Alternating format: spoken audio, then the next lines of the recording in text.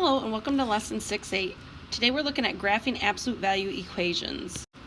So to begin with, we're going to start out by making a table and then graphing the value of y equals the absolute value of x.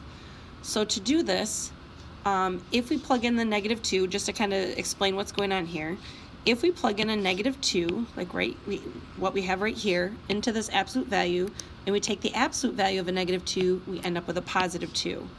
So when I plot that point, -2, 2, we end up here. Then I'm going to do the same thing for -1, where I get 1. 0 will give me 0. 1 will give me a +1, and a +2 will also give me a +2. So if we connect these, we can see that we end up with something that looks kind of like this. So what you'll notice is the shape of the absolute value graph is a V-shaped graph. Now it can point upwards like what you see there, or if there's a negative in front of the absolute value, it could point downward as well, okay? And sometimes you'll see that graph is translated. Now a translation is a shift of a graph either horizontally, vertically, or both, okay? However, the graph will keep its same shape. Okay, so it's still going to be a V-shaped graph. It's just going to be moved left and or left, right, up, or down. So essentially it will be the same shape but in a different position. So if we look at these graphs here, you can see that both of these are V-shaped graphs. So as soon as I see a V-shaped graph, I immediately recognize the fact that this is an absolute value type equation. Okay, so they're the same in the sense that they both have the V shape. They both increase at a rate of 1. Okay, so they're this on the positive side here, the slope is 1. On the negative side over here, we have a -1, and that goes the same for both of these. The difference, however, is that over here, my vertex is at 0, 0, and over here, my vertex is at a +2. So if you look at the two equations, you'll see that the difference is we have a +2 right here, and when that +2 is outside of the absolute value bracket, that gives us a vertical translation. Now when we're given the form of the graph, y equals the absolute value of x plus k, this is going to give us a translation in the vertical direction, just like in that previous example. When we had the absolute value of x plus 2, it moved our graph up in the +2 direction. So if k is positive, then we're going to move up k units. If that k value is negative, then we're going to go down 2 units.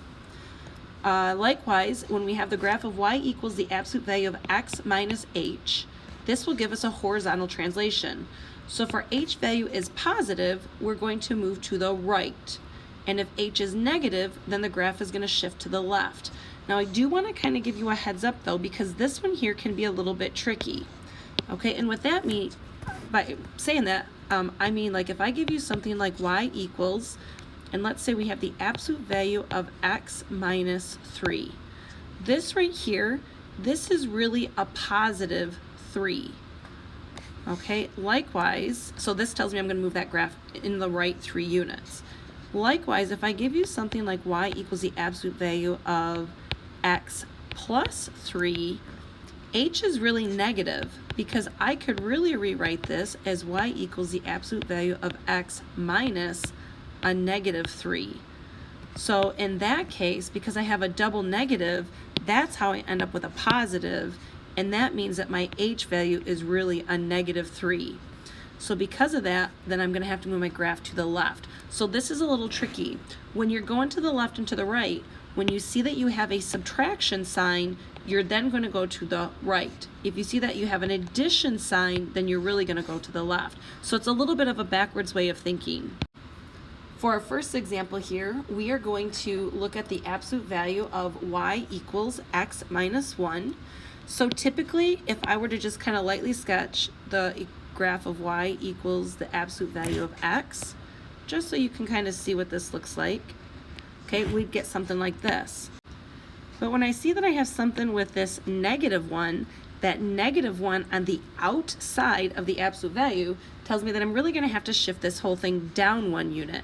So the vertex, or the pointed part of my graph then, is actually going to drop down 1 unit. And then everything else is going to stay the same. So my graph then is going to look something like this. So this graph is really the red line right here. Likewise, for example 2, we're going to graph y equals the absolute value of x minus 4. So again, I'm just going to go ahead and graph the absolute value of x, just so you can kind of look at it as a point of reference. You do not have to do this on your homework.